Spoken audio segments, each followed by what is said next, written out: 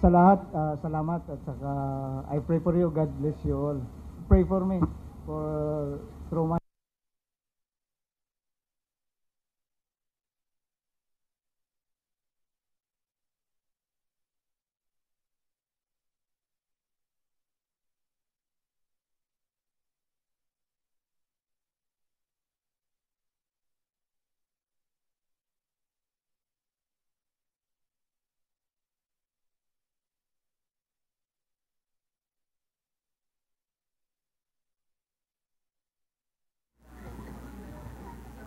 Okay, at this point, ladies and gentlemen, we will now be proceeding to the media briefing proper. Allow me to introduce to you the panelists for this afternoon.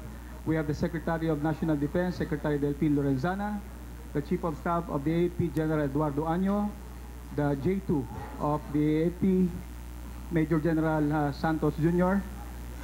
To the right of the Chief of Staff is Colonel Romeo Browner, the Deputy Commander of Joint Task Force Ranao, and to the left of J2 is Assemblyman Zia Alonto Adyong, the crisis spokesperson for Marawi. So we will now turn the floor over to the Secretary of National Defense for his opening statement. Good afternoon, magandang hapon sa inyong lahat. Around 11:45 p.m. on Saturday, 16 September 2017, Father Ray Teresito Larosa Soganub, Father Chito to his parishioners, 51 years old of Norala, South Cotabato, and Mr. Lord Bean Nobleza Acopio, 29 years old of Badyangan, Iloilo City, were rescued at Barangay Sangkay, Dansalan, Marawi City. As the firefight to retake the Batu Mosque between government security forces and Maute ISIS group progressed and our troops gained the upper hand, the terrorists were forced to withdraw to nearby structures at the periphery of the mosque. As intensity of the armed confrontation continued to escalate in favor of our troops, and while the terrorists were busy repelling the attack, the troops had the opportunity to snatch Father Chito and Mr. Acopio during the melee. Father Chito and Mr. Acopio were immediately brought to the headquarters of Task Force Trident, where they were given appropriate medical attention. I extend my commendations to the operating troops for this excellent job. A few days ago, the armed forces and the PNP were able to retake the Batu Mosque. This was a very significant gain. The Batu Mosque was used by the terrorists as their battle position.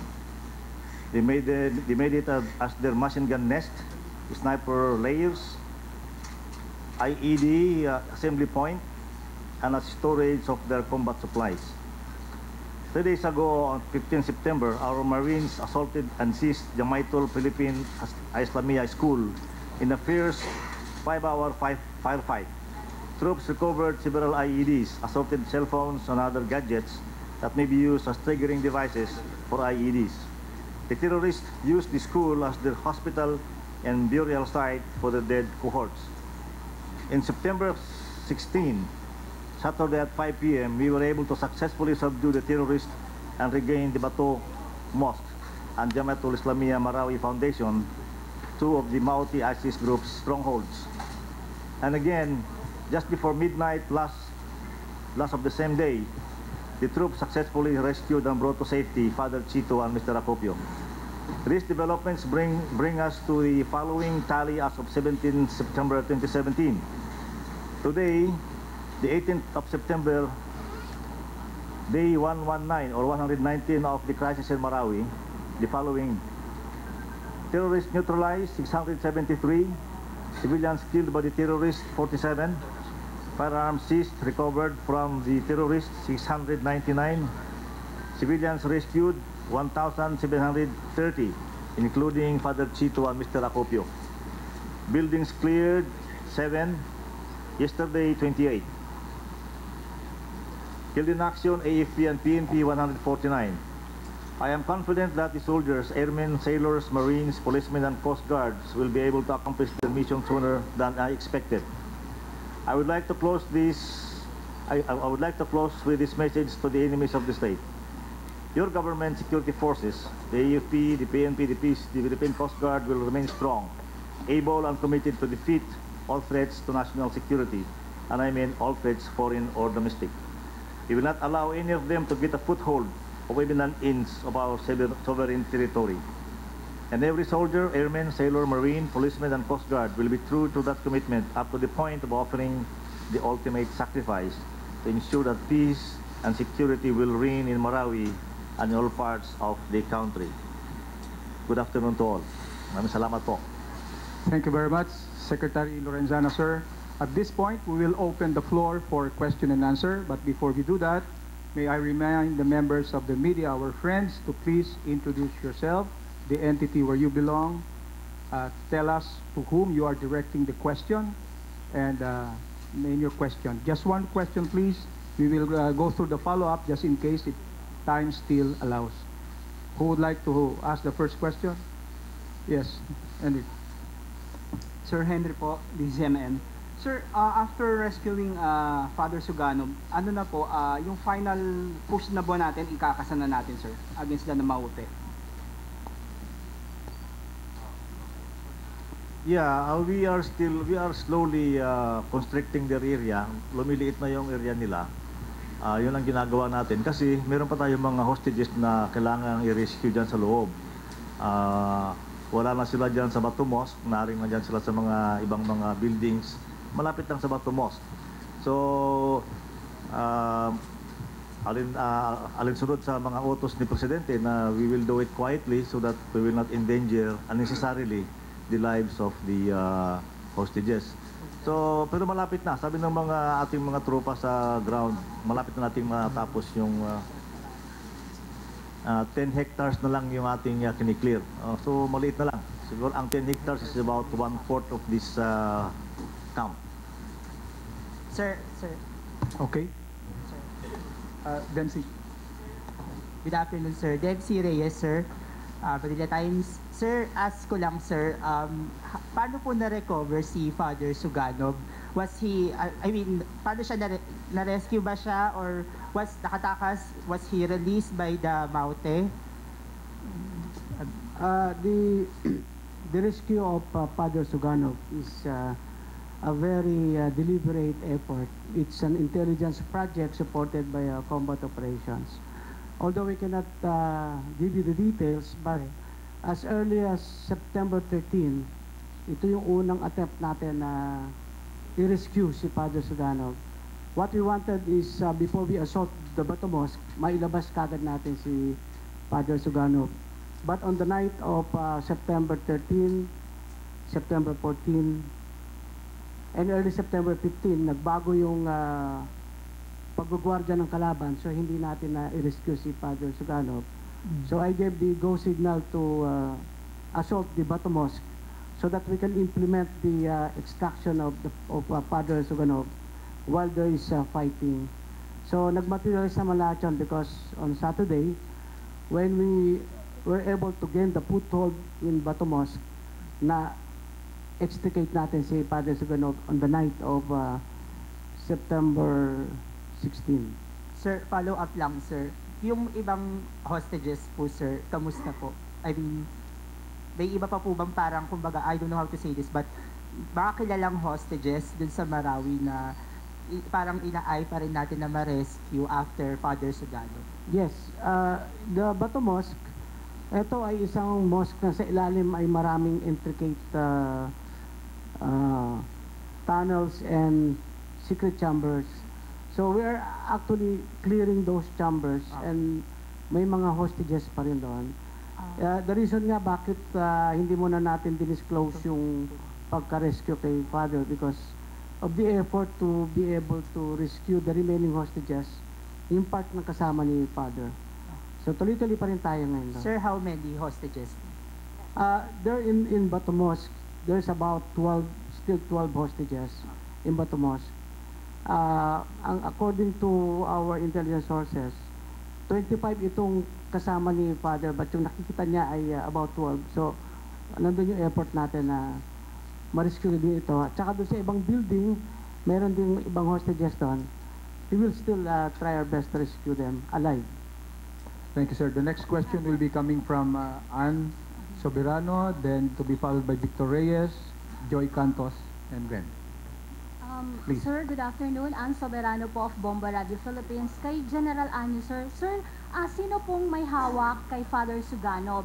Ito po ba yung sina Omar? Sino pong grupo ang may hawak kay Father Soganub?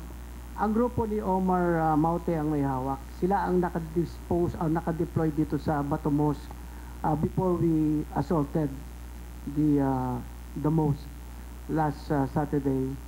At doon nga kami nahirapan kung paano siya inabas because there were times that we wanted to extricate him pero mayroong mga pagkakataon na nung sinabihan si Father na, Father, lalabas tayo.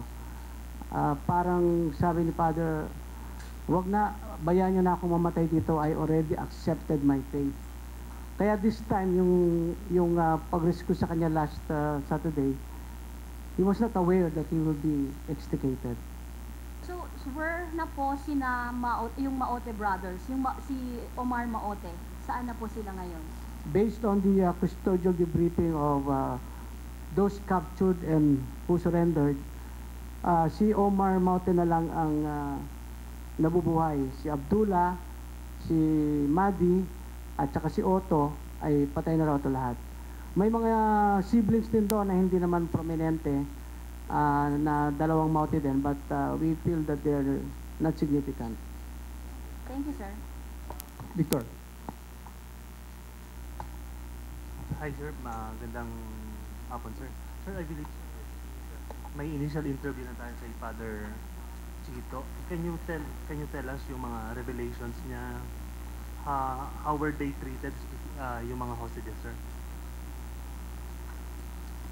Although meron na tayong mga initial briefing sa kanya at marami tayong nakalap ng mga impormasyon tungkol sa mga disposisyon ng kalaban, ilan sila, ay hindi namin dapat, siguro, we cannot divulge here because it will also jeopardize our operations against the Maute saka yung recovery ng ating mga kasamang hostages sa loob pa ngayon. So, maybe later on, pagkatapos na yung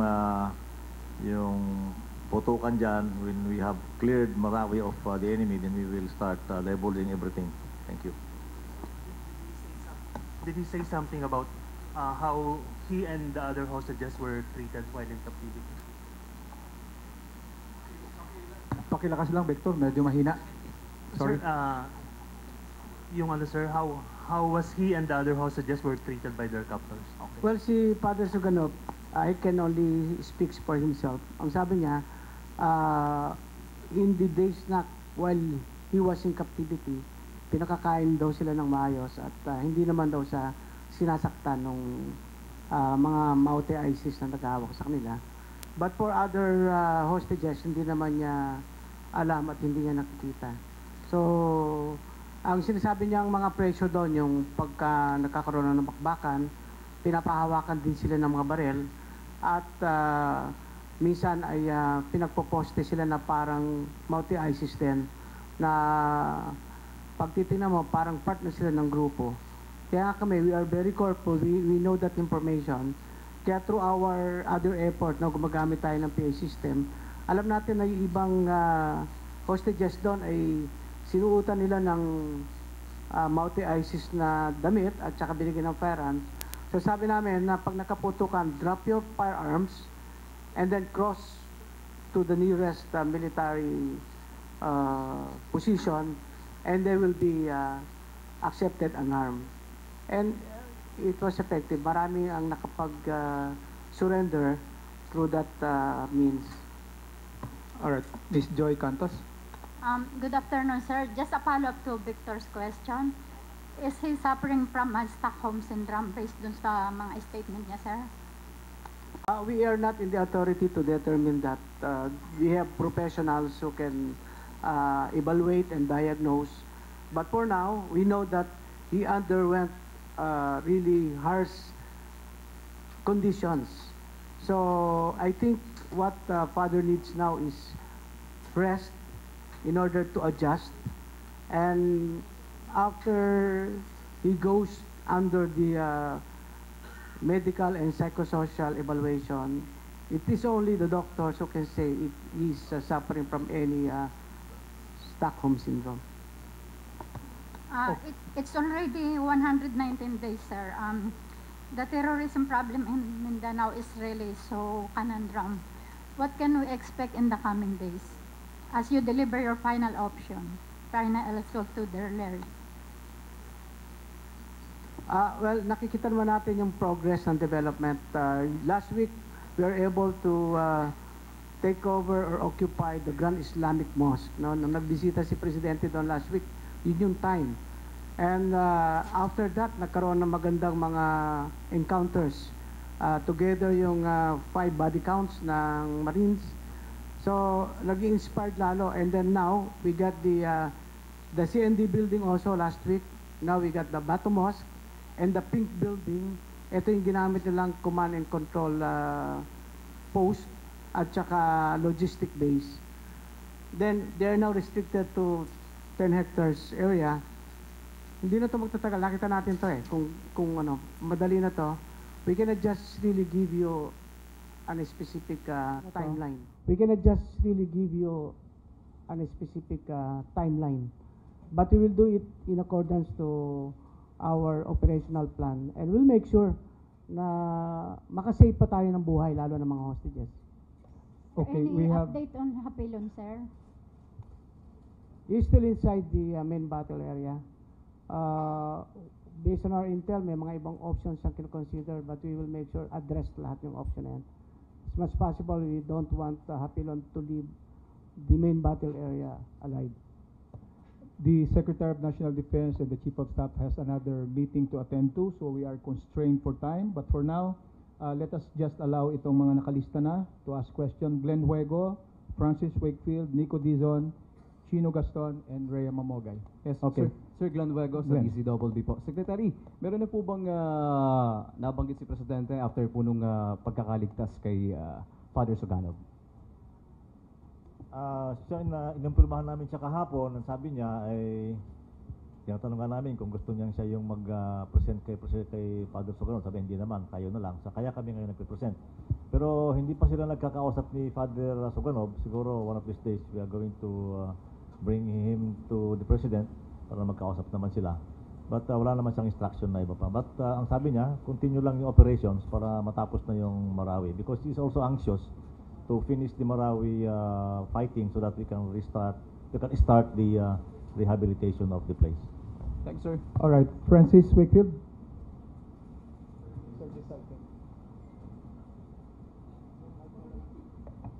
Sir, good afternoon, sir. Francis Wakefield sa Manila Bulletin. Sir, tanong ko lang yung balik tayo kay Father. May na-mention ba siya na during his captivity na na-threaten yung buhay niya na papatayin siya o pupugutan ng ulo? May mga ganong instances ba na tinakot siya na Maute? We have not gone into that yet kasi sa ngayon ang kahapon kasi ang ginawa lang natin is ma-fill at ease siya at magkaroon ng initial medical check-up. Hindi pa tayo nagkakandak o hindi pa siya nag-undergo ng custodial debriefing. Second part na lang yon, matapos mo nang masigurado na normal siya, nakakalakad at walang sakit. And then we will let him undergo the custodial debriefing. At kung ano man mga significant revelations niya, we will make sure na maipaalam namin sa inyo. How about any ransom raw ba? May nabanggit ba si Father na during his captivity na yung mga Maute, ang purpose ng pagkuha sa kanya is to also get money out of him? Well, actually, they have lots of money because they looted all the banks and the residences. Actually, ang gamit nila kina Father is insurance to get out alive. Human shield and at the same time, pang-bargaining. Yung sana yung gamit nila sa mga hostages. Miss Nico Dizon.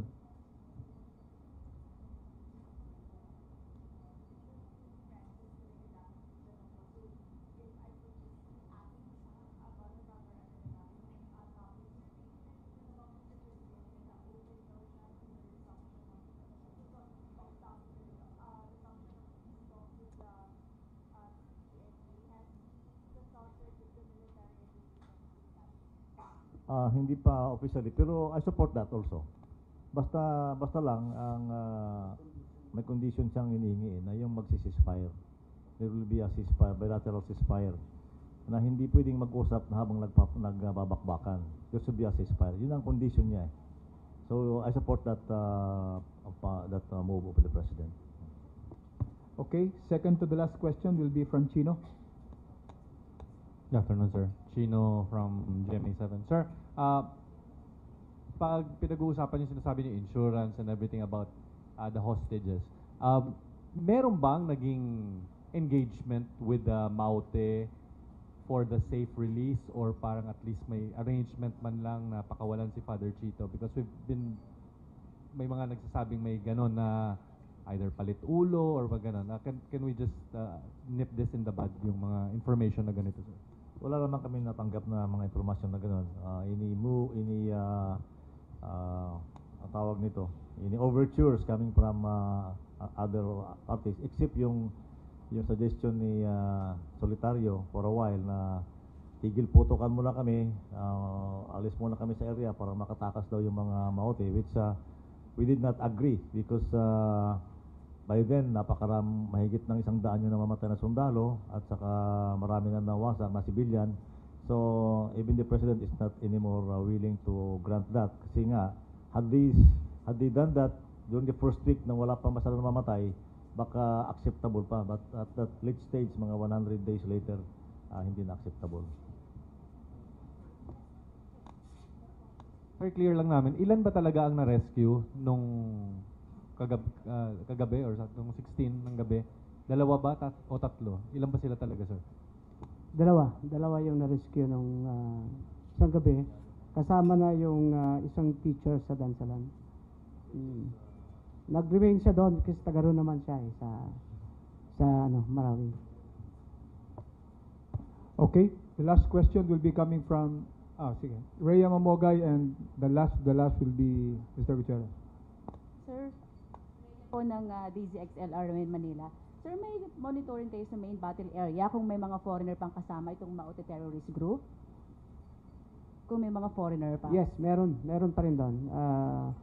About 10 foreign fighters, mostly are Indonesians and Malaysians. Okay. May bilang din po ba kayo kung ilang mga hostages pa yung hawak nung Maute? Yung buong bilang, sir? Around 45 to 50 hostages. Thank you, sir.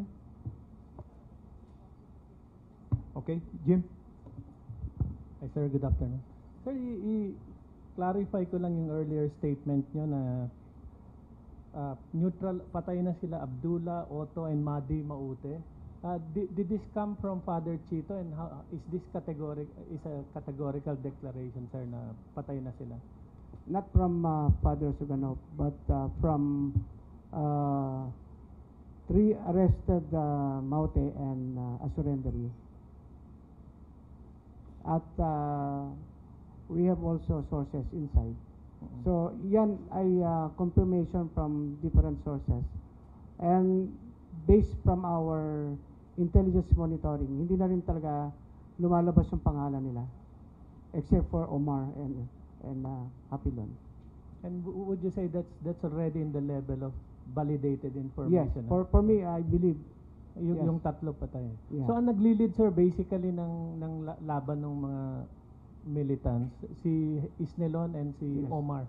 There are 2 main groups now left. One is led by Hapilon, and mostly ito pa rin yung mga galing ng Basilan, and the group led by Omar Maute. So last final, sinabi ba ni Father Chito anong impression niya of the militant groups in the long exposure of time that he was with them? Anong objective nito mga militants, and how much of the group is ISIS influence or ISIS operative? Wala, hindi pa dumating sa ganyan kasi si Father Soganub actually ang kanyang intent is to stay alive day by day, everyday survival, and sabi niya pinagbahala na niya sa Diyos yung buhay niya because sana, sabi niya, kapulutan ng anumang aral yung nangyari sa kanya. When we were talking with him earlier, second life niya, nagpapasalamat siya. At sabi niya, siguro meron pa talagang nakalaan na para sa kanyang gagawin in the future. But yung sa mga tactical details, wala, hindi. Maybe siguro pagka nagkaroon na tayo ng custodial debriefing kung saan, ano na siya. Sa ngayon, ikaw ba naman yung maging hostage for 118 days, no, since day one. Talagang really very traumatic for him. So let us give him days to recover muna. So yung 10 hostages are in the process of being rescued in the tunnels underneath the Bato Mosque o ano? Under the process. Sabi ko nga medyo supposedly kung kaya pa nga namin i-hold na wag mo nang wag mo na ipalong sa public, kaya lang talagang public claimor na eh. So we have to inform the public. Pero sa amin naman kasi sa military point of view, what we are after is to be able to do our job effectively and get the job done and get those hostages alive out from the main battle area. Bonus last question na raw, sir, kay Miss Leia. Peace talks naman, sir. Last question, please. Good afternoon, sir. Kay SMB po. Sir, niya tungkol po dun sa possible resumption ng peace talks with CPP, NPA, and TF. Ano po ang stand ng Hindi pa kami nag-uusap. But I am the chairman of the security cluster. So siguro I will convene kukonvene kami at pag-usapan namin yung iniisip ni Presidente na i-resume yung peace talks with the CPP, NPA. So that concludes, ladies and gentlemen, our press conference this afternoon. We would like to thank the Secretary of National Defense, Secretary Lorenzana, General Anyo. The country's top security officials, they are speaking at the press conference. General Anyo, Colonel Browner, Major General Filimon Santos Jr., Assemblyman Alonto, of course, the J3, Major General Purisima, and Colonel Kabugon of the J7. Magandang hapon, friends from media. Salamat po.